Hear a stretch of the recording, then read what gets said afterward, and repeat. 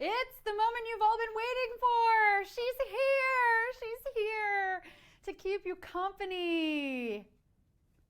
Oh, and yeah, we're going to spin the wheel and play trivia and give you some money too. Okay, yes. All right. What? Is my money buying your love? That makes me sad, Displays. Please tell me you would hang out if not for the money. But it's okay because we do have the money, so let's just figure it out. So as you can see here, we've got $1,000 slots, $2,500 slots, $5,000 slots. Yes. So let's find out. How much are we playing for in tonight's trivia game? Let's do it. Let's spin the wheel. I'm smelling a big one. That came out wrong. I'm sensing a big one. Okay. All right. It's not today, but today we are playing for $1,000. Woo! All right, we're overdue. We gotta get a nice big one coming up soon. But for tonight, it's $1,000, and here's how. You're gonna stay right where you are. In just a little bit, 10 questions are gonna pop up on your screen. If you answer them all correctly, you get a piece of that $1,000 prize. Stick around. We've got more today on display coming up. Welcome to Display Tips. Let's get introduced to Profile. Tap the profile on bottom right of screen. Here, you can personalize your display experience. Tap the pencil icon to edit your profile picture, cover photo, basic user info including contact, and link to your other social media accounts. Select your preferred language, identify top friends and family members. You can also create and manage your communities here. Watch for more tips on Display TV.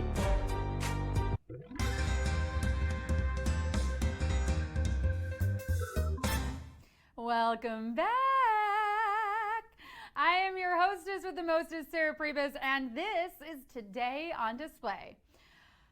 Well, Display Bees, it's time to roll up those sleeves and roll out a brand new quiz. And folks, we are rolling it out red carpet style because earlier we spun to determine the jackpot, which tonight is $1,000. Was that misleading? I hope it wasn't. We're playing for $1,000.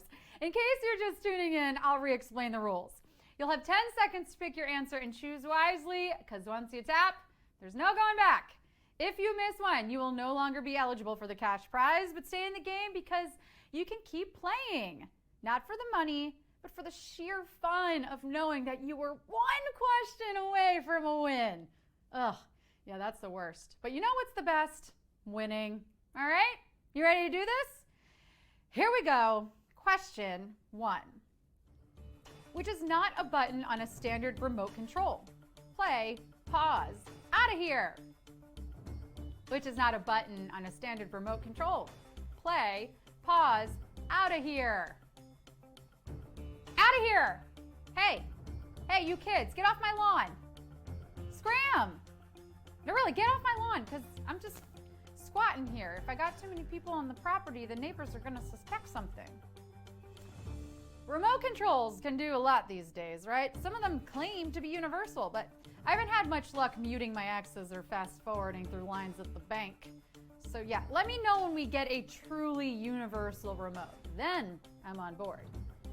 Get out of here if you picked that last one, or, keep playing if you want. We love to have you here. Question 2. The object of bowling is to knock over 10 of what item? Cones, pins, flags. The object of bowling is to knock over 10 of what item? Cones, pins, flags. I should make sure to include here with a ball. With a ball. Don't just knock over stuff. That's not the object of bowling. That's the object of being a bull in a china shop.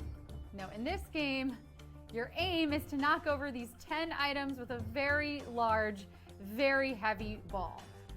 I don't necessarily knock down all these game pieces, but I do knock into the bumpers about 10 times on my way down the aisle.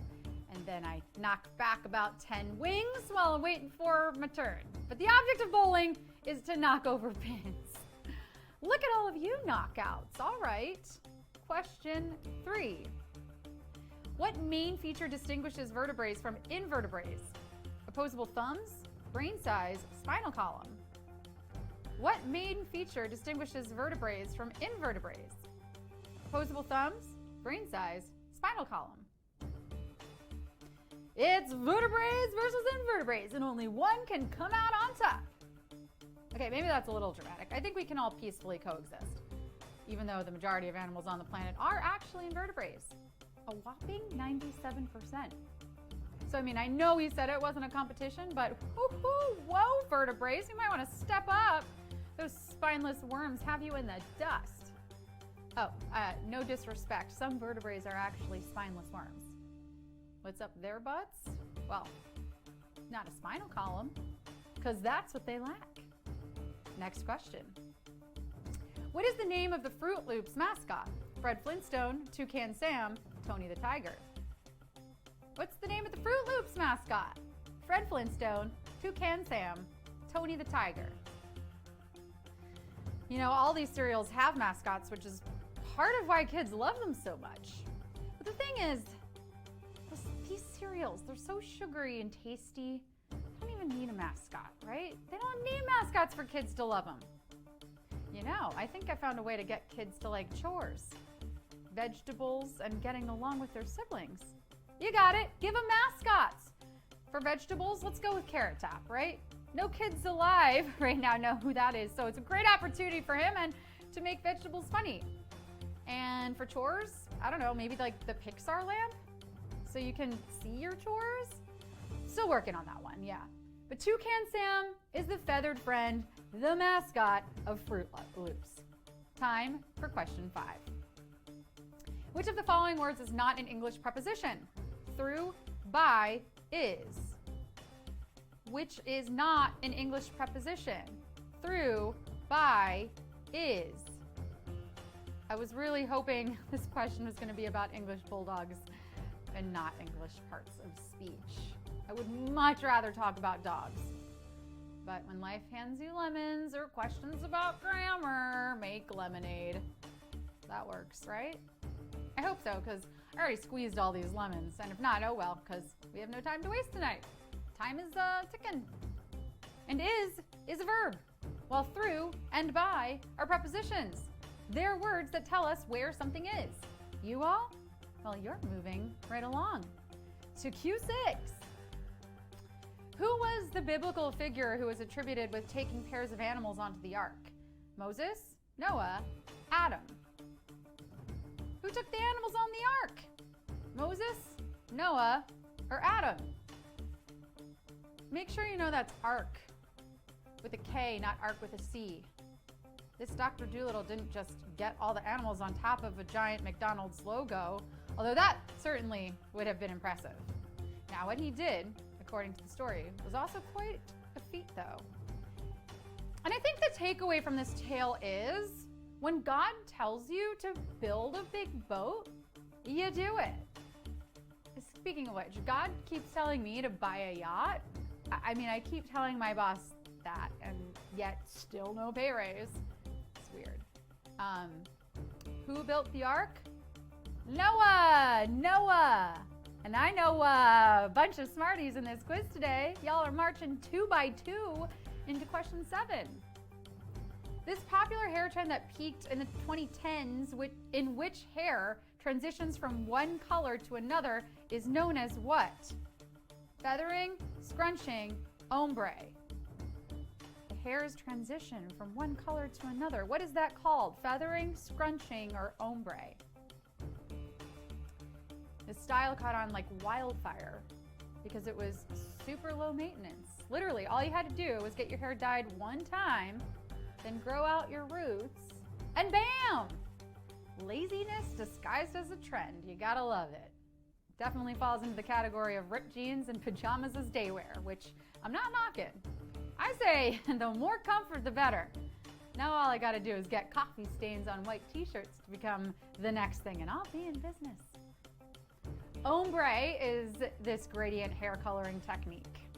Speaking of, oh, well, it is alive and well in trivia tonight. Question 8.